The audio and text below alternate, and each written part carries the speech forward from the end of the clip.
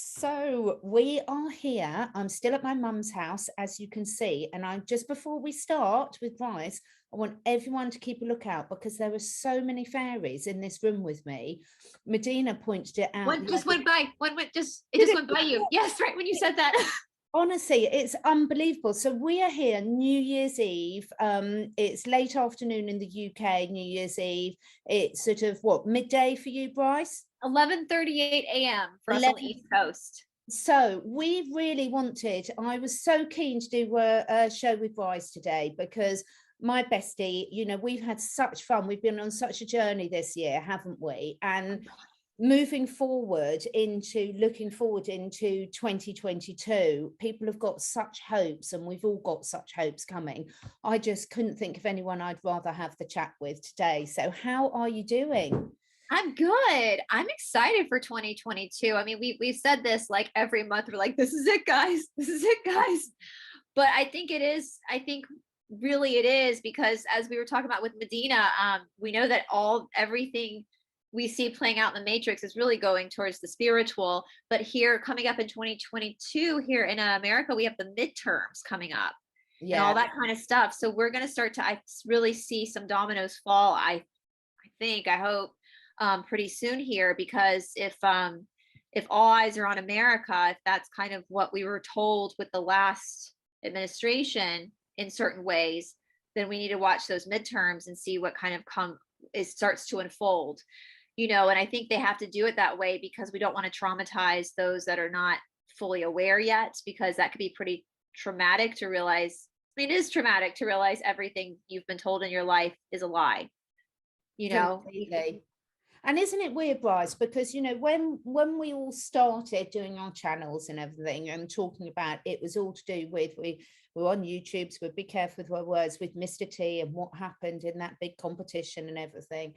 And it was really weird because people started talking about, oh, well, it'll be 2022. Let's wait for 2022. And everyone's like, don't be ridiculous. It'll be well over that. And now we're nearly in 2022. And here we all are.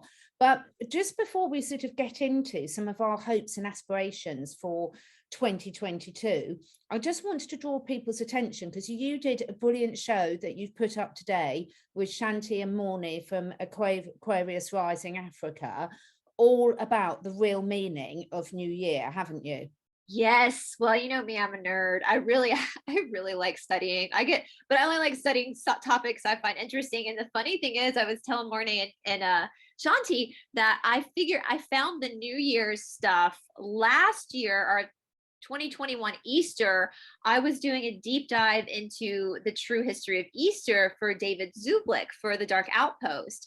And I stumbled upon this idea that the Easter celebration, which is, we hold Easter the first Sunday after the full moon, after the vernal equinox.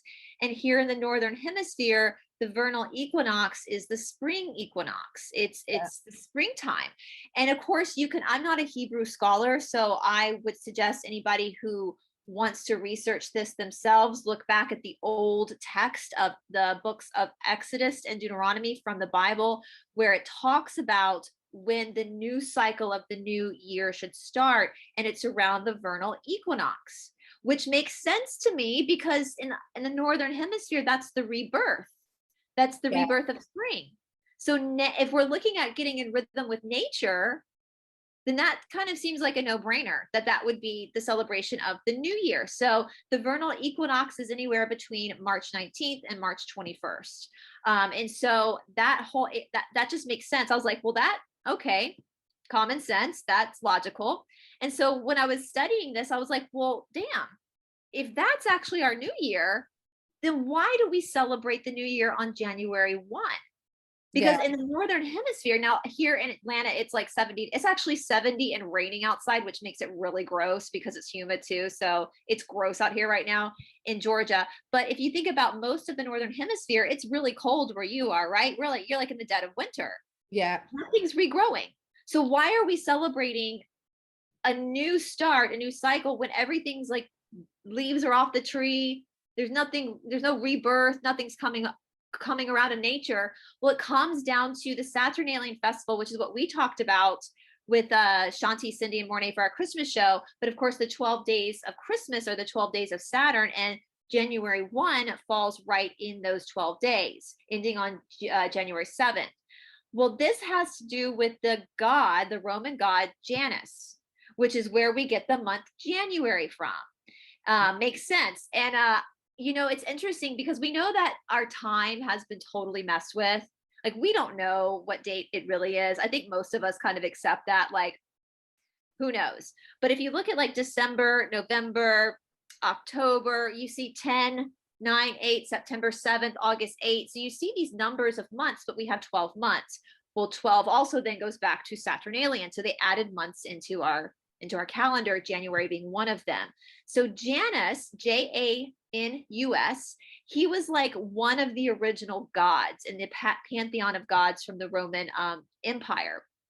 And he was the god of transitions. So any type of transition, birth, death, aging, marriage, education, harvest. So we know Saturn was also involved with that.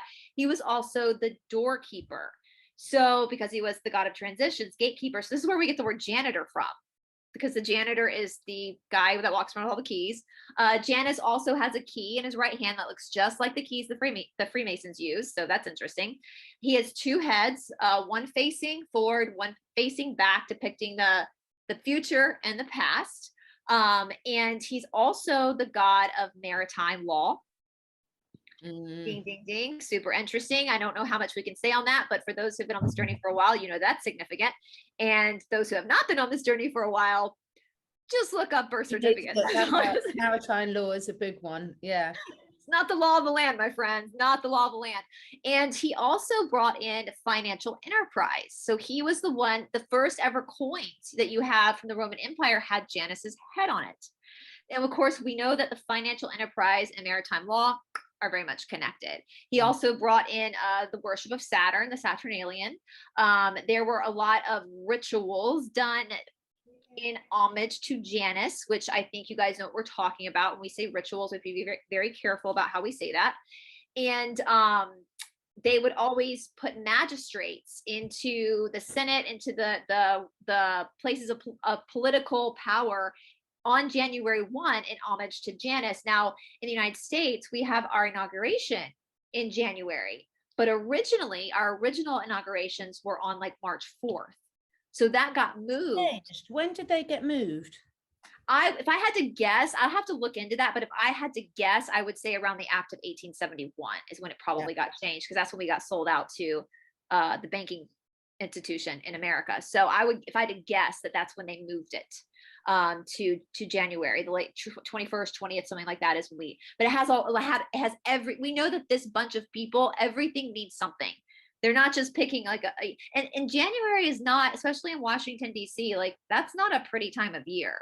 It makes more sense to have something where people can be outside and be comfortable and it's pretty, but it's, you know, DC's up there, it's north, it's snowy. It's not like this great time of year to be having like a bunch of people fly in, you know, to see this event. So it would make more sense to do it in the spring when the weather was more accommodating, especially back in the time when they didn't have the electricity, the heating lamps, all that stuff that we have now. So it all has to do with this Saturnalian Janus celebration. They would make pledges and resolutions, the people, to the god Janus.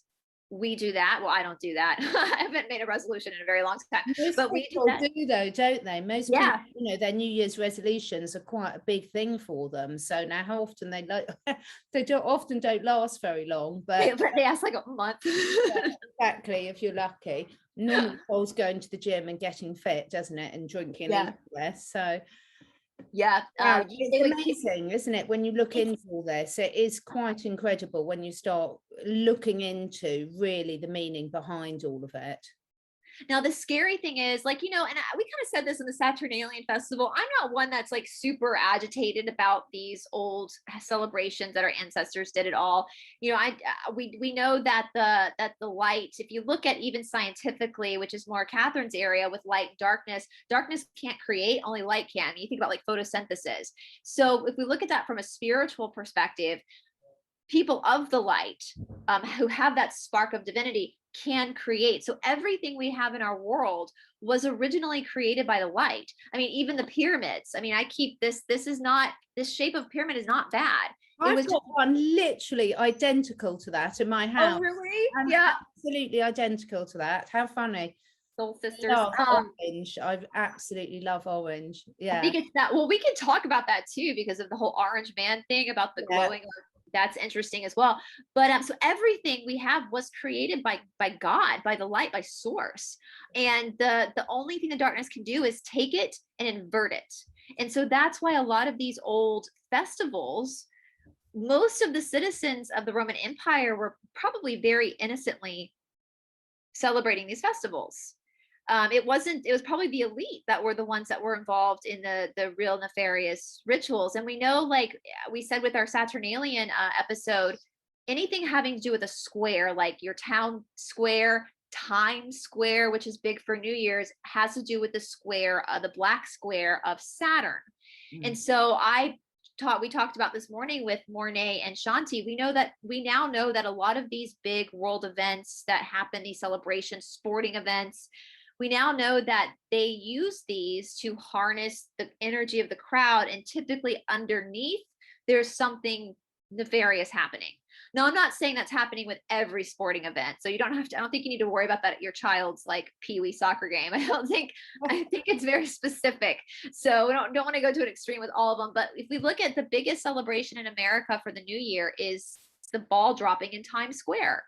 And even as a kid, now I would never want to be at Times Square at New Year's. That just makes me like hideous. Oh my God, anxiety through the roof. But we would watch it as kids. We get to stay up late and we get to watch the ball drop. Well, Times Square, the square is the square of Saturn. They're harnessing that energy. And I guarantee you there's probably something underneath where they're doing rituals still to this inverted version of Satan of the dark, giving that, what they do, what you guys know what they do. So it's interesting though, I was saying with Mornay and Shanti, when the world started to end in 2020, when things, everywhere, Times Square has not had the same celebrations it normally does because of that. And I'm wondering, they say what God uses for bad, or excuse me, what the devil uses for bad, God will use for good. So I'm wondering if that was an opportunity for them to kind of halt that at Times Square, halt what was happening underneath Times Square. So again, if you guys know what we're talking about, if you don't know what we're talking about, you'll find out eventually. So it's pretty horrific. And hopefully not too long. I mean, and let's hope, I think this has been one of the things, the great changes in terms of, I nearly said the great reset. But, in terms of the great, another fairy with eyes, Catherine. I know, literally everywhere in here. And I wonder sometimes, when the dogs suddenly start barking and you're thinking, what are they barking about? Well, I now know what they're barking about. And isn't it amazing how you can see things on camera that you can't see with your naked eye? It's just absolutely fascinating. But there's a lot of them around here. They really are. It's a beautiful area where my mum's in and everything, and it's just surrounded by wildlife, similar to where I am. But it's really lovely. It's like typical little gingerbread cottage in the woods sort of thing. So with foxes everywhere and wildlife and everything. Fairies. They obviously love you, so because they're around you. So everywhere, they really are. I'm hoping one will come and land on my shoulder in a minute. Come on, fairy. But so moving into 2022, one of the things that you and I have spoken about a lot recently is about really putting our energy into what we do want and what we do want to not only create in the future, but be experiencing right here, right now. And that's really, really important, isn't it? In terms of sort of getting that balance right between being here, right now, what can we make the most of now? And then how, when you bring that joy into the things, that's going to affect what we're manifesting and creating sort of moving forward. Yeah, absolutely. It's funny. I know I've been very honest on my channel, other people's channel, that I struggle with anxiety. That's something that I really struggle with. I was diagnosed with CPTSD a while ago. That's complex post-traumatic stress disorder, and knowledge is power. So now that I know what it is, it's easier to control the anxiety and control the catastrophe thinking. But one thing that I want to, and this is something I've worked on in my yoga practice off and on, but with the stress of everything that's happened these last couple of years, and especially stuff this last month that's happened, I've kind of find myself falling back in this place of being really anxiety ridden. And I was talking with Taylor and Stephanie about, we've talked about the whole 0 point again, and bringing yourself back to this moment of now. And that's something that I want to step forward, do more, is really practice bringing myself into the now and stop worrying about things that are actually totally out of my control. And I know in the Yoga Sutras, it talks a lot about that, about when you have anxiety, when you have fears, when things are coming up, you know, the whole point of a spiritual walk in a lot of ways is being able to surrender yourself to God, to the universe, whatever you want to call that omnipresent source creation, and being able to just totally surrender to the way that energy is going to push you and flow you through life. And when we have those anxieties and those fears pop up, that's showing that we're not trusting, you know. And that's not saying you're a bad person. It's what did I sent you this the other day, Catherine, the meme that it was like God created your mission, and he even took in your stupidity or something, like he knew you were stupid about it. So it's not like God's mad at you because you're like stressing out, you know. He knows you're human. Our source knows that you're a human being. But I've noticed in my life, the time that I've really practiced trying to just be where I am in that moment, it's brought me a lot of peace. And that's something that I do want to continue to work on going forward again, is because we've learned, I mean, those of us in this community, I mean, this is one big yoga practice. We don't have control. Like we can stand up for ourselves. We can have our sovereignty. But as far as like the plug being pulled, I mean, I know I get yelled at sometimes. I'm sure you do too, Catherine, by people watching, because nothing's happened yet. And it's like, I'm just a YouTuber. Like, I don't have that power. And so to be able to kind of surrender to the flow of the universe. Again, that's not saying you don't stand up for what's right. You absolutely do stand up for what's right. You don't consent. You take your sovereignty back, but you also allow for the universe to do what it needs to do by being in the moment, being in the now, and not worrying so much about what's going to happen next month or the month after that, if that makes sense. Yeah, completely. And it's so interesting when people say, oh, nothing's happened yet. And I've said it on numerous occasions. And then you catch yourself and you're thinking something is happening every second of every minute of every day. What we really mean is what we wanted to have happened hasn't publicly been declared yet. And there's power of, you know, what we're putting out there constantly just by saying that. And even this week, I haven't listened much this week at all, but the stuff I have listened to, there's this consistent theme about more lockdowns are coming. Oh, don't worry if it is, it's the white hats, and if it's this and if it's that. And I'm just like, oh my goodness, it's just constantly, yes, pre-warned, you know, if you've got a good awareness, then you can make better decisions. So you can do certain prep, you can prepare yourself mentally. Those are all really positive things to do. But equally, it's so important not to put your focus on all these things too much as well, because if everyone's focusing on the fact that another lockdown's coming, and this time supposedly it's white hat, for example, just as one example of what's been doing the rounds again recently, then that's what we're going to be focusing on, and that's what we're all going to get. So it's a really constant work in progress, isn't it? To sort of sit there and really think, okay, what is actually happening in my life right now? What am I seeing right now? What decisions are sort of, are affecting me and my daily choices? And very importantly, this leads on to one of the new series that we can talk about that you and I are going to do.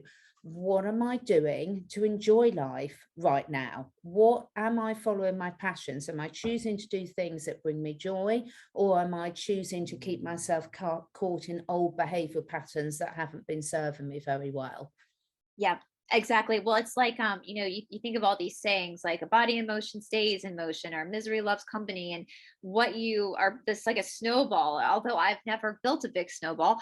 Maybe one day I'll be able to do that. But, you know, I assuming you push the snow and it gets bigger. And, you know, so it's like when you're stuck in that negative thought pattern, sometimes it's hard to break free of it because it builds on itself. I mean, that's why we have reality TV. That's why everything's so dramatic. That's why the movies are so dramatic. It's because that stress, that anxiety, that adrenaline that feeds on it, and it feeds on itself. And here's the funny thing too. And I will see sometimes what you hear and what actually happens are very, very different. And I'll give you guys an example. I am in obviously the state of Georgia.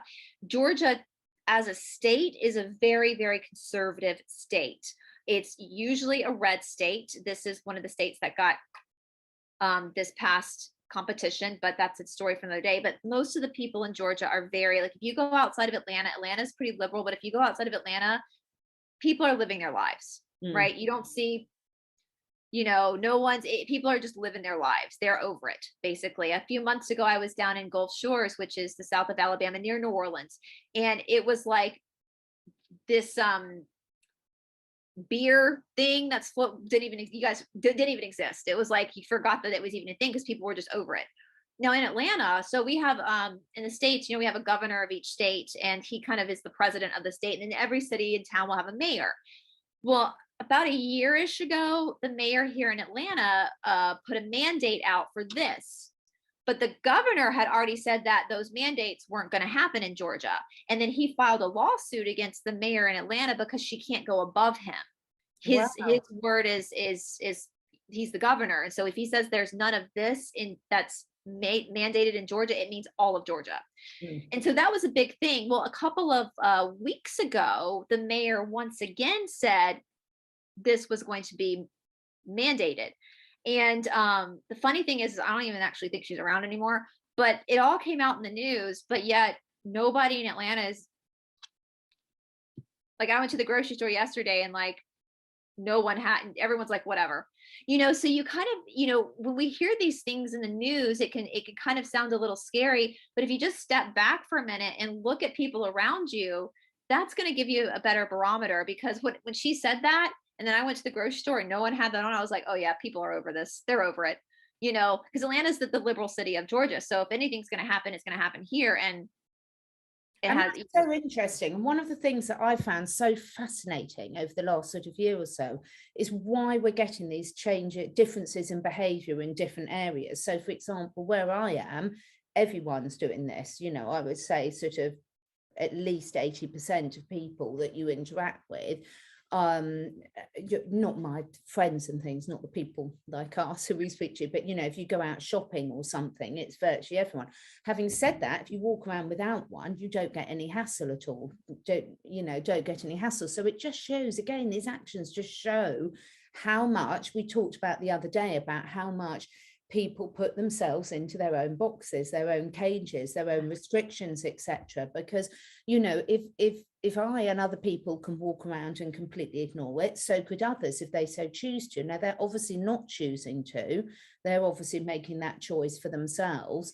But a lot of them don't think they're making the choice for themselves. A lot of them think that they're having that choice made for them. And this is what I find so fascinating to see.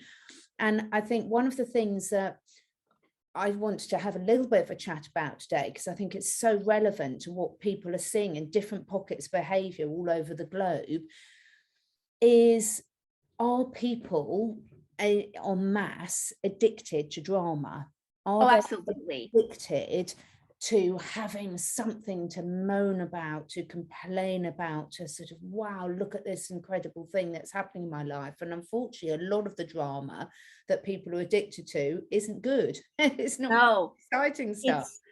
I absolutely, I think and I know we've all had friends that just always want to know, you know, what they say, what the kids say, the tea. They always want to know, you know, what's going on, I absolutely think that we've got, and I hope this doesn't get us in trouble me saying this, but I saw the funniest thing, I think it was on Facebook, where somebody said, if you're worried about your pronouns, then you really come from a very privileged society.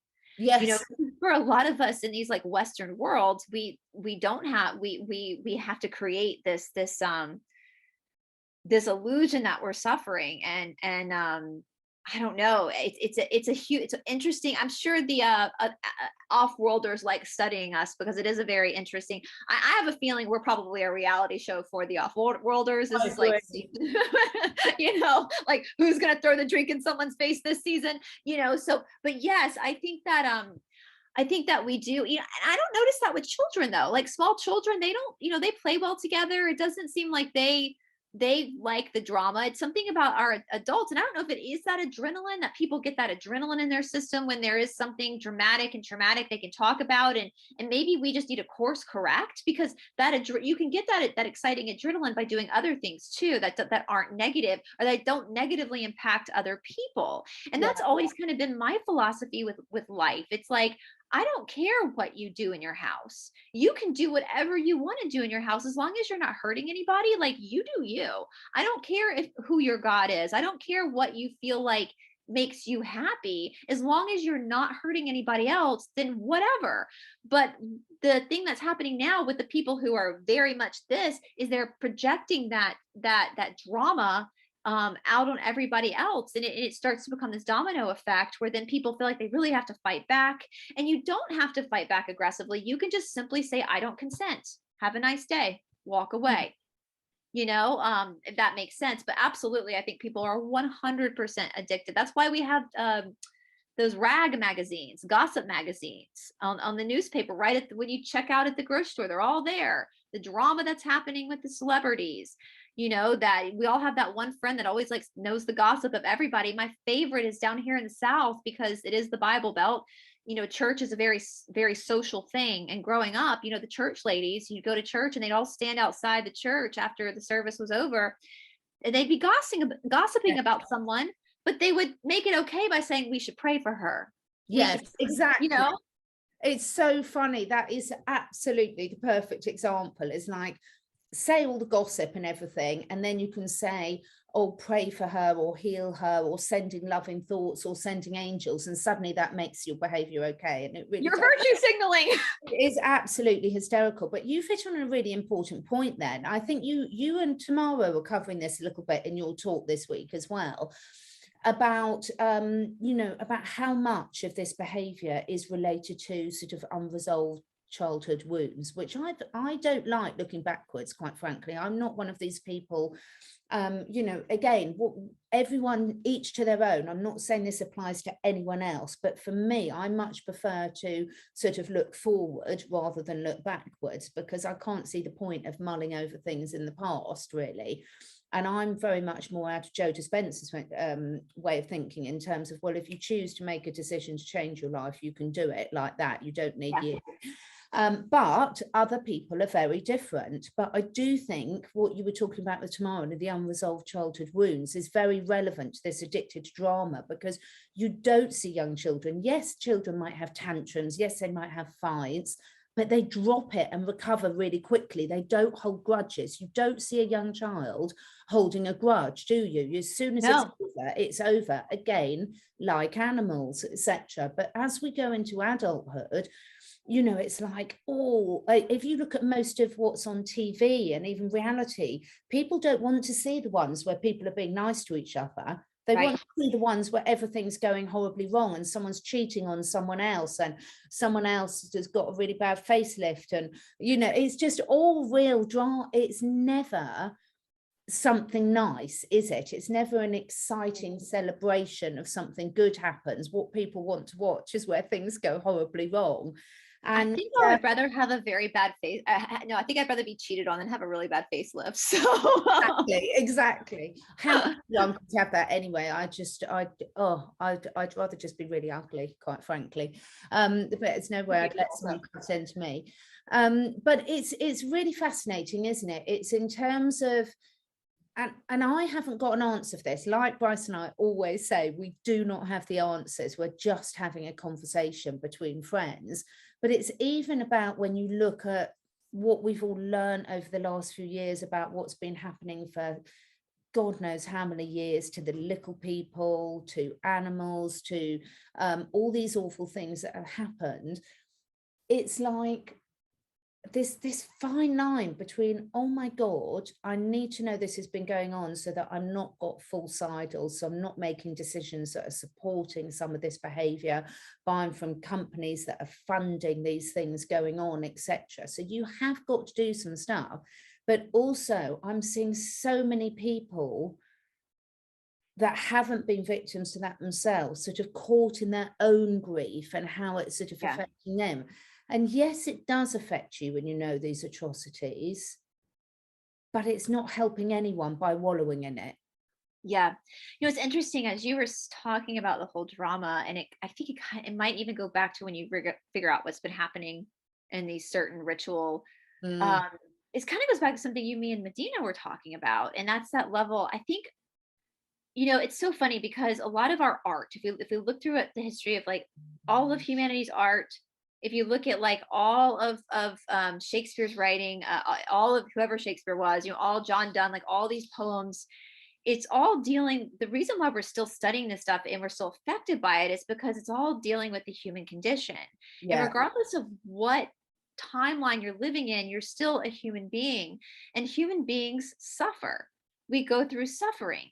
And sometimes we were talking about with Medina, this like level of expectation that we have. You're talking about your daughter being 20 and having to make these big decisions and having all this pressure. And so we have this like pressure to live up to certain expectations, to have this.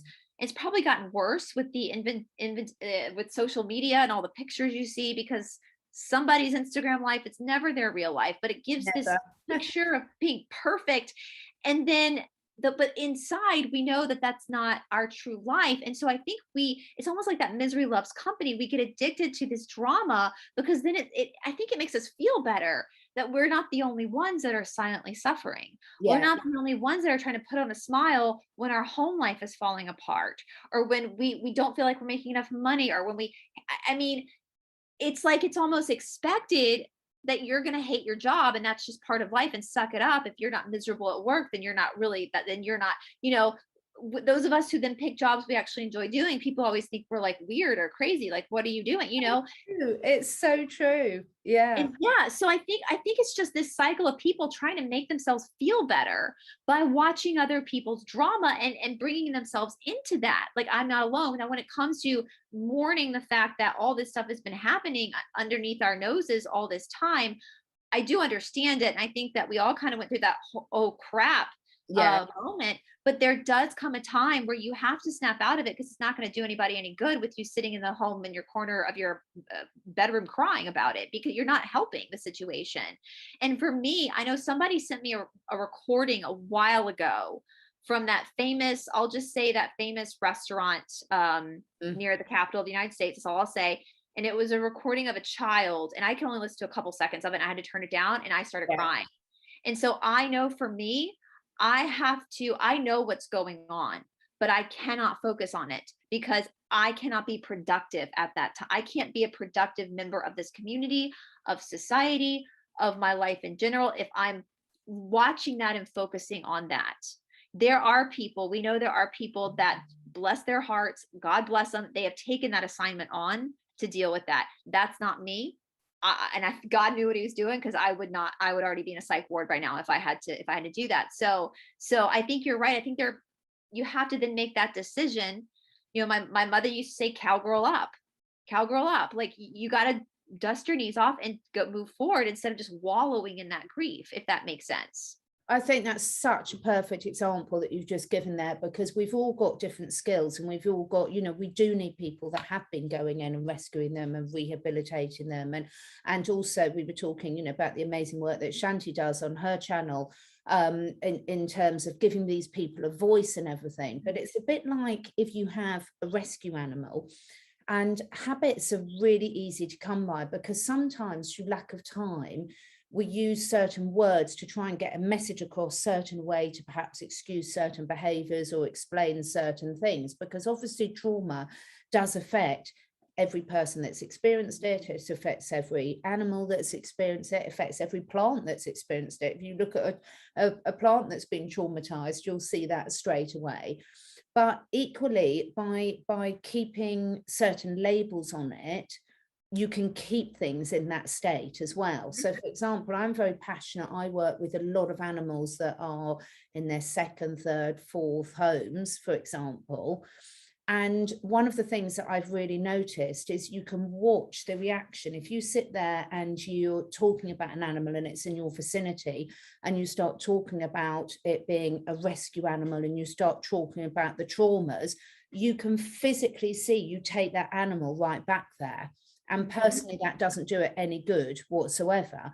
Having said that, there's other circumstances where you do need to explain to people. So for example, if you take 2 of my dogs, because they have had certain challenges in their past, they can react to certain situations in slightly in ways that some people wouldn't predict. So sometimes, to keep them safe, I have to explain certain things to people to keep them from having their stress levels go up to an unacceptable level. So I think it's always a work in progress. And I think the reason I brought it up today, because it's been interesting seeing sort of emails I've been getting and correspondence from people, and also looking at how I've been feeling about certain things that might be triggering me when I'm listening to things, is I think moving forward, trying to recognize when we're stepping into the drama, if we don't need to. So sometimes you do need to step in and do things about things, but recognizing that we're very lucky, a bit like you said about, if you're worried about pronouns, you're very privileged. Recognizing that a lot of us, if we've got a choice whether we step into certain drama or not, then we are in a very privileged situation, and that I'd rather people spent their time on gratitude for realizing that it's a choice, that they don't need to step into the drama all the time. Does that make sense? Yeah, it's so funny you say that, because as you know, I rescue dogs from India, and my dog Ravi was not one of the ones that I personally rescued. My friend actually rescued him, and he was rescued as a very small puppy. We don't know we are assuming his mother was put down, because that's what they do. They'll go put down the mothers and let the puppies just fend for themselves until they pass away. And he was picked up by my friend, and she raised him in his apartment. She saved him.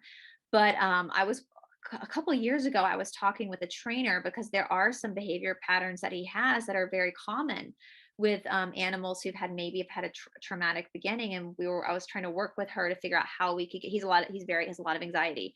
Yeah. And the first thing she stopped me, she corrected me. She goes, I need you to stop saying he's a rescue. Yeah.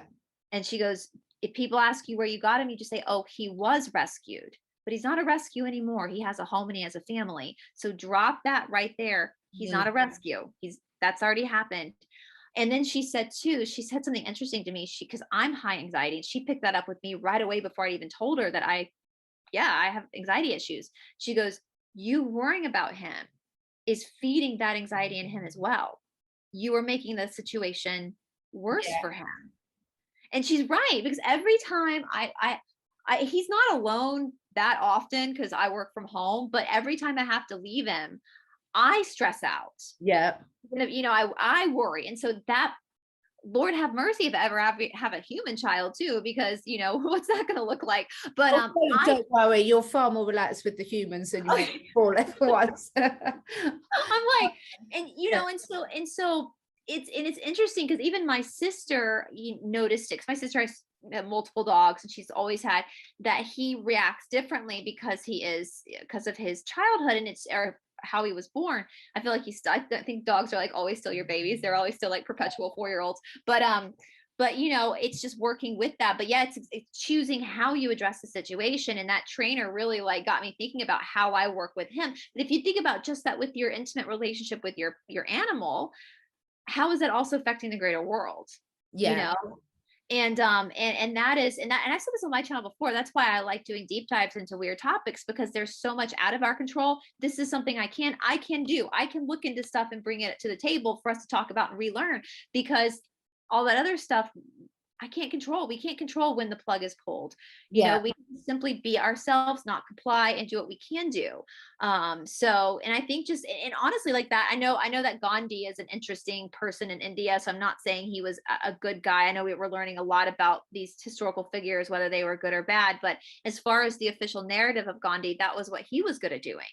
He was able to stand up to the control that was happening in India at this time, but he was never violent. Yeah. You know, and just he did what he could do. For us, that would be not complying. Not, you know, someone knocks on your door to get to, you know, just laugh at them and shut the door. Yeah. What are they going to do? You exactly what are they going to do? And as I said, the reason I do it's something that I have for me, it's always work in progress.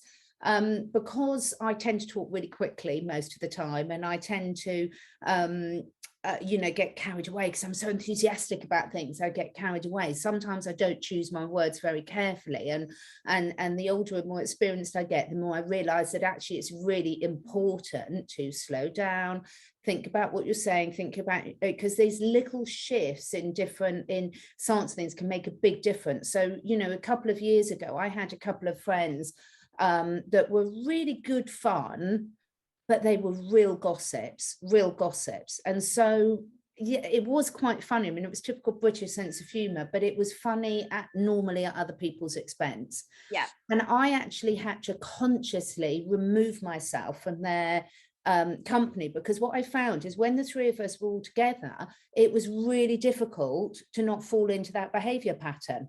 Yeah. Didn't have the skills necessarily to start all the words to sort of say, no, let's not talk about this. And now I'm much better at that, but I had to go through a process of removing myself from the situation first, learning new ways to express myself and redirect the conversation, and then stepping back in. And that was fine, because of course then what I realized is then I had to realize how much I had to take responsibility for that, because when I then redirected the conversation elsewhere, they quite happily followed it. So we were all interacting and we're all responsible. It's certainly not, I'm certainly not saying it was them and not me.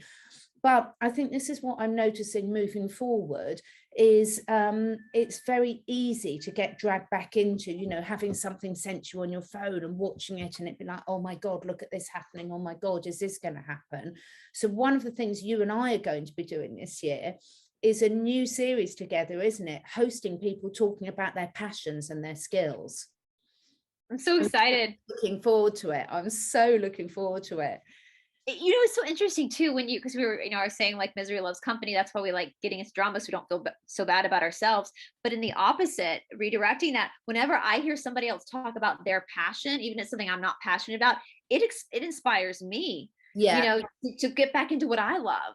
You know, so I think that you talk about, you know, course correcting that energy. Like, what an incredible way to change that energy is to hear people talk about like what their 0 point, what makes them like them thrive. And it goes back to too, I think it was you, Medina, and me, were we talking about like, you know, the new financial system and how things are going to change and people don't know who they are because they've been forced to live lives that aren't necessarily what they came here to do. And I was thinking a lot about that, about, you know, going back to childhood and what did you like?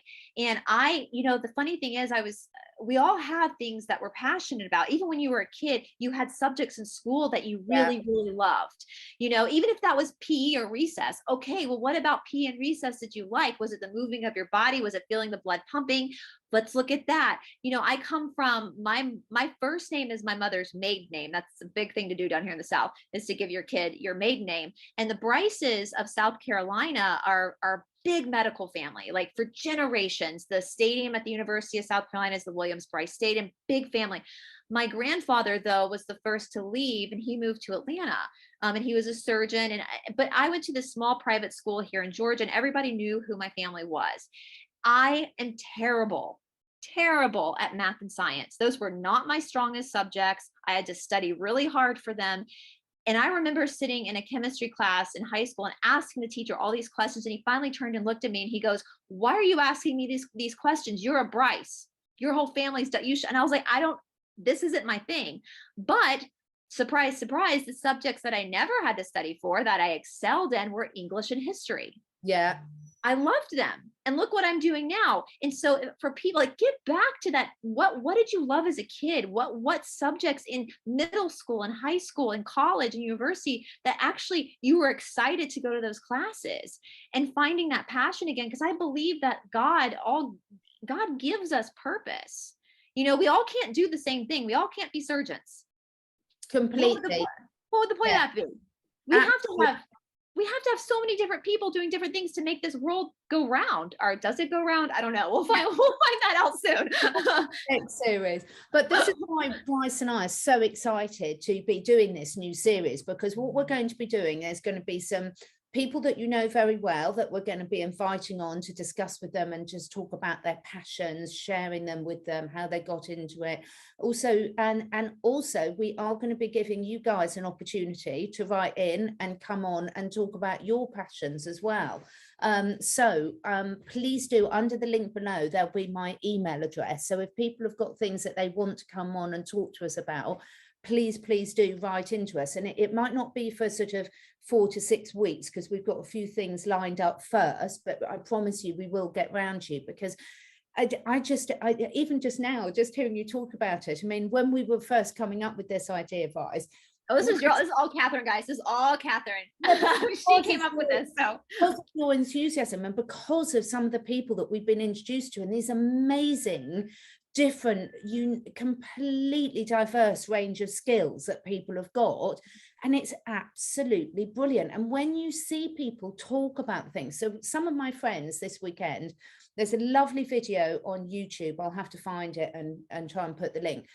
And it's literally this lovely family that are living in the middle of nowhere, and they're making like homemade laundry detergent out of Ivy Leaf, which is my absolute passion, because one of my passions is natural remedies and nature, as you knew. So this is what I'm going to be talking about.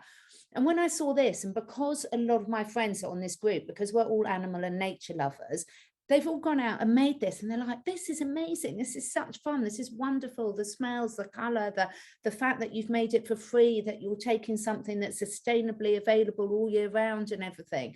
And it's so, it can be the littlest, simplest thing to something really, you know, way out and far out, but it doesn't matter, because everyone's got those things that really, really excite them. For me, making my own lotions and potions and natural remedies, I absolutely love it. So I'm really hoping, if anyone's interested, that I'm going to do a little series on that this year. I would love to watch that series, because that is not something I am good at. But I have to tell you, Catherine, do you know how many people you've inspired to get into working with animals? Oh, well, I mean, hopefully quite a lot, because even when I got my Romanian dogs, now all my friends have got Romanian dogs. It's amazing. My mum's got a lovely one here. All my friends have got them and everything, and it is really contagious. And so I hope you're all as excited about that as we are, because we're going to be sharing. We've got a few other good things up our sleeve, haven't we? But this is going to be one I think people are going to find really interesting, because as adults, you know, I spoke about this the other day with you, Brice and Medina, is that sometimes it's really difficult for people to think, what is my passion?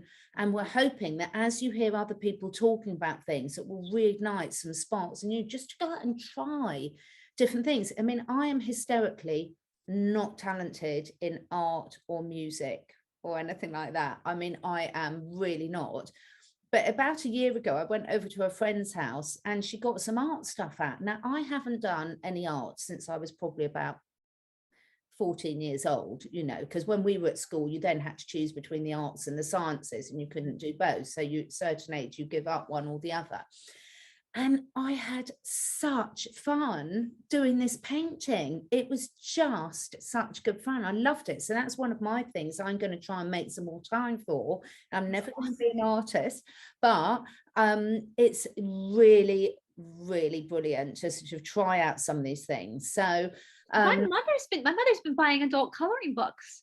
Oh, how lovely. She's in her 60s, and she's been buying adult coloring books, and it puts you in that little that mindset of like getting yourself in that flow, that meditative state. Yeah. So I think that's the thing about expectation too. It's like in order to do something, I think society is that what is it? Someone said, like, you eventually take over. For the person that's, you know, mistreating you or telling you things, eventually you take over that role and you start telling it to yourself.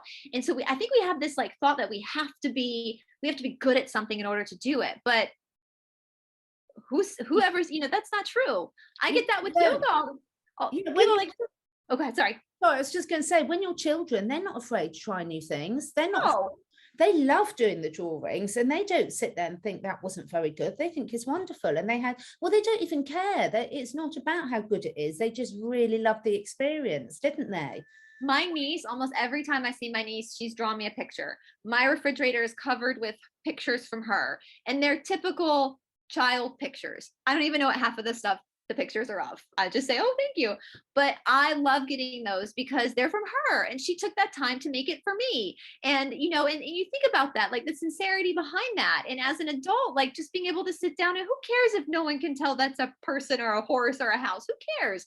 You know, it's about finding that joy again and that spark of joy. And absolutely. And I do think, and I get that with people all the time will contact me, be like, I want to start yoga, but I'm not flexible. And I'm just like, well, first of all, it's not about that. Second of all, like your flexibility changes. Who cares? I don't care. No teacher is going to care. They're just glad you're there, you know? So we have to take that level of expectation off. And I think too, you know, in our modern Western society, we have like jobs in boxes. Like you tick these boxes. What are you going to do? What are you going to do? But people have found so many things to do with their life that don't fit in any boxes, but they're amazing. You know, and it's like we have to remove ourselves from the systematic thinking that the matrix has given us in order to find out what it is that our soul wants to do. Because the whole point of, you know, one of the philosophies I've read in, I think it was Alan Watts who said this, maybe if it wasn't Alan Watts, correct me in the comment section, that the whole people are like, what's the point of life? What's the point of life? The whole point of life is to be alive. Yeah.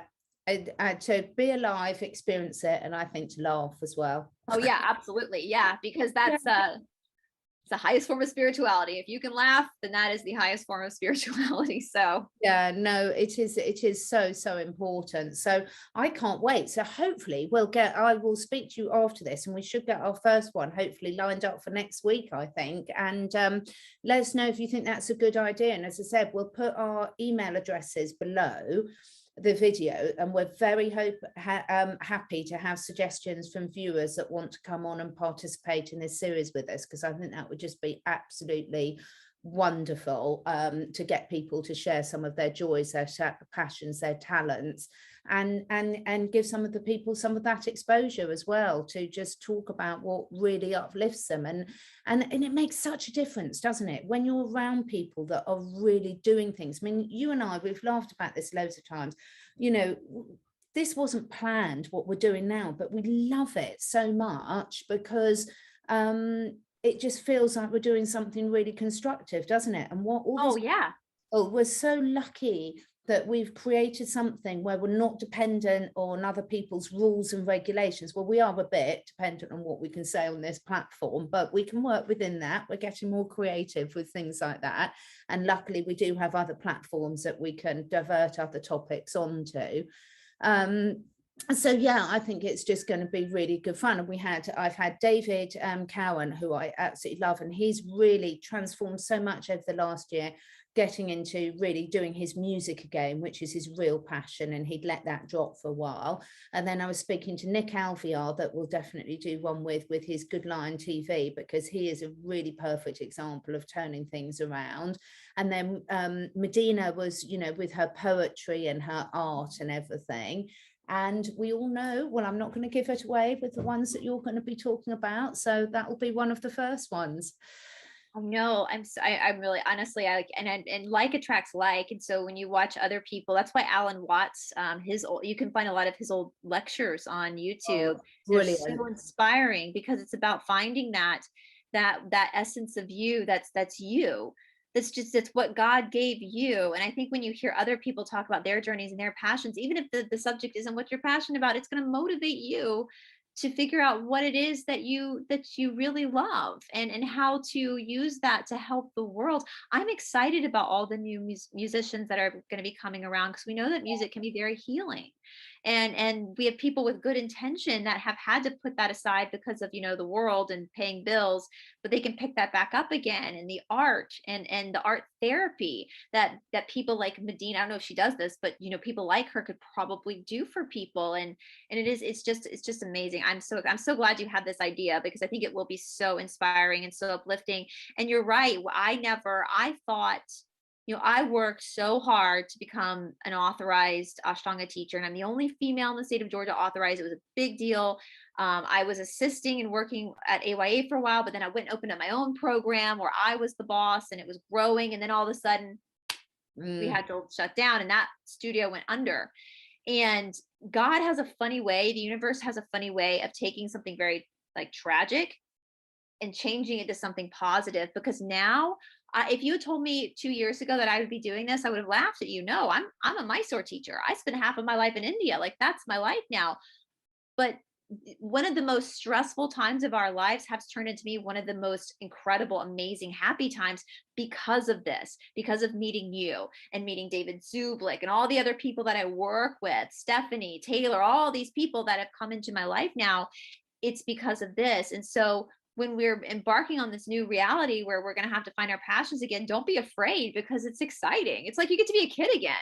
Yes, exactly. And that is the best thing for, your physical health, your emotional health, but also it's the kindest thing you can do for the planet, because it really is contagious. And when you are just, following your passions, everyone notices a change in you, everyone. Yep. So, yeah. I mean, how many, we're going to have new jewelry makers, because we know all of our jewelry has been used with material that's not that great. So how many people like to make jewelry when you were a kid? Like, pick that up again. Who knows? Maybe you're going to be the next designer jewelry maker, like, that's exciting. And so exciting. I hope Stephanie watches this, because yes, I mustn't give too much away, but we might be talking about something to do with that next week. Who knows? So yeah, so Stephanie, I hope you're watching, because this is the thing, when you're speaking to people who are creating things themselves, it's really wonderful when you see how much passion they put into the materials they're choosing, the love and care that goes into creating something. One of my friends, Faye, she makes the most beautiful willow baskets from hand, and it's just amazing what she does. She's such a busy lady, because she runs her own animal rescue place as well for ponies. So she's one of these people that, how she finds the time to do something like this, and she does, and they're just absolutely beautiful. So one of the things I'm going to do this year, when I get a little bit more help at home with my animals, is I'm hopefully going to be going around and visiting some of the people in the UK, the people that I can, showing off some of these talents that they're doing, because that's such a good idea. Quite amazing. Well, we can do it together. We could do our little road trips, because it's just amazing when you see what they do, and also how these people do create the time to just do these beautiful things. You made me, when you said that. So my mom's family, the Brices, they're from the coast of South Carolina, the Low Country, and the Gullah people in South Carolina, they make these baskets. I have one in the other room. They're called sweetgrass baskets. They use the sweetgrass. Sweetgrass, one of my favorite books. Yes, yeah. Well, the Gullah people, so for a long time, they have their own like Geechee language. This is like Charleston, Savannah, the East Coast Low Country. These were descendants of slaves, and they still keep their own little Gullah language, Geechee language, and they'll sit on the side of the road, and they'll make these baskets, and they'll sell them on the side of the road. And apparently there's no book. They teach their youngsters by hand. These baskets are beautiful. I'll take a picture of mine and put it on my community tab so you guys can see it. They're beautiful. And maybe like 10, 20 years ago, the state of South Carolina stepped in and forced them to start paying taxes. And so then you would see this person with them, like helping them. It became very, of course, the government always screws everything up. But I was like, oh my gosh, you're saying that I want to go and now back to Charleston and interview some of these Gullah people that make these baskets, and have them talk about like how they make these baskets and the passion and the love that they put into these homemade by hand. They're making them by hand baskets, and you know, should get to show off those traits because I want to see you do that. I so want to do that because my I'll send one to you. Oh, when I go there, I'll send one to you. Grading sweetgrass first, because anything that's made by hand from natural, you know, sustainable natural products, it's just so special. You feel it every time you touch it, don't you? Yeah, actually, you want to hold on for 1 second? I'll run to the next room and I'll grab it. Hold on 1 second. See everyone how exciting it is. It can just be something as simple as a basket, but you know, when you've got something like this, when you've got something like that in your home, the pleasure every time you pick up that object, you get that pleasure, you get the feel, you get all the energy and the love that's gone into it. So it's so important. Oh my goodness, this is all made by hand, guys. I cannot believe that. That is incredible. I was not expecting it to be so intricate. I mean, they're huge ones. You can buy, I mean, they all by hand. Oh, that's absolutely beautiful. And they, I mean, they said, if you guys, I mean, if you just Google, anybody watching who's never been to the Low Country, if you just Google, you know, Gullah Geechee sweetgrass baskets, Charleston or Savannah, it'll show you pictures of, and they're literally sitting on the side of the road, just making these baskets by hand. And like I said, they teach their children. That's something that they've been, and this is the Gullah are specifically kind of like the Creole of New Orleans. They were specifically brought over with the slave trade, but they kept a bit of that culture from Africa. And now we have these beautiful, this is my favorite. I mean, because it was made by hand. I didn't buy this in, you know, Pier 1, and no offense, Pier 1, but like a, you know, there's nothing, just this is one, they're all one of a kind. It's just absolutely amazing. Imagine how satisfied you'd be if you could create something not only as beautiful as that, but as useful as that. So this is what one of the things that we're really going to be really passionate about talking to is going to be all sorts of things, making things, skills, talents, interests, you know, as diverse. The people we've already got lined up are so diverse anyway. So I promise you there's going to be something for everyone in this. And we're really, really excited about it. So anything else you want to finish off with before we finish today? Oh, I'm super excited. I want to start now. I want to start now. I literally could spend all day talking to people about I was even thinking about like people who are good cooks that know how to put together ingredients. That's something I do not know. I literally can't boil an egg. Don't laugh. I literally cannot boil an egg. I don't know how to do it. I've had to ask my mother many times, how does this work?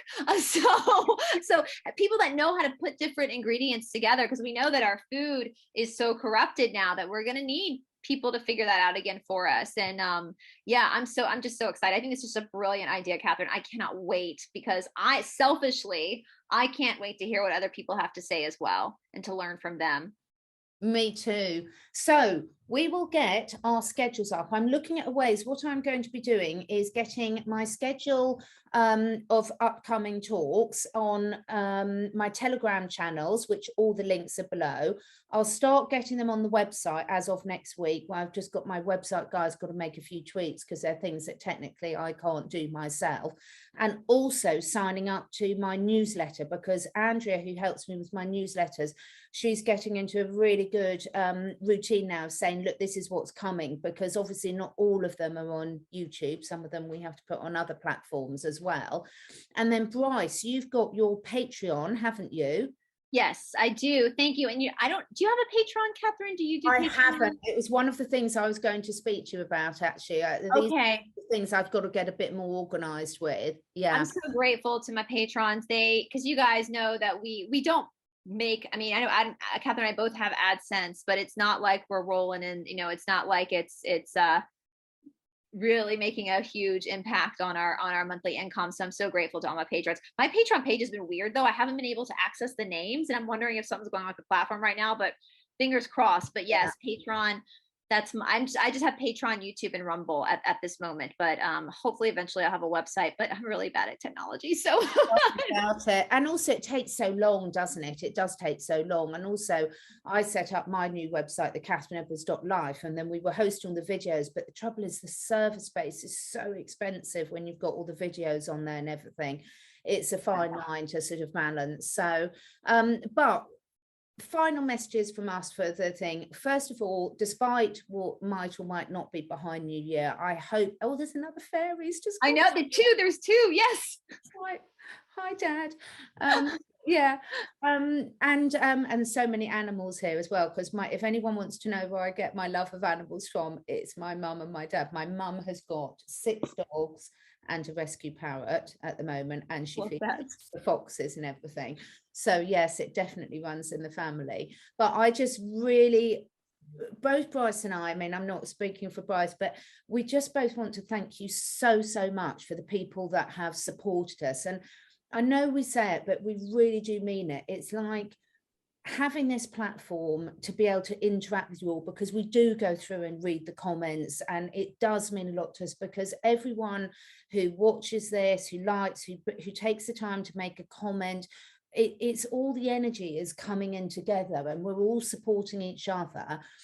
So we really from the bottom of our hearts want to thank you so much for the support, the mainly kind comments, virtually all kind comments, the lovely suggestions. The other thing we're noticing a lot of, aren't we, Brice, is people supporting each other in the comments. It's really lovely and special energy, and creating the future that we all want. So really happy New Year to all of you. Absolutely. Even my mother said that once. She was like, you have really great people on your channel. You get really nice comments. And I have to say, yeah, it's because I think that's the community that we're in. Like Catherine and I, we're all in this, and I consider the people that are subscribed to us as like you're part of this. You're part of these conversations. You're part of this. It's not just us who have our face on camera. You're part of this as well. And I appreciate all the comments and all the opinions people leave, because it you know, multiple heads are better than one. So completely, there's so many sort of real aha moments I've had when I've been reading people's comments and things, and also to really brings home all the different situations that everyone's in. And as I said, what I've really loved and really appreciated both on your channel and on mine is seeing how supportive of each other people are. And when someone's on there and having a difficult time, people really do go in and support them. And that just means so much, people. So thank you so much. Thank you, Brice. I'm so excited. And we will get this schedule up and running, and we will be doing our first one of sharing people's passions next week. Take care. I'm so excited. Bye guys. Happy New Year. Happy New Year.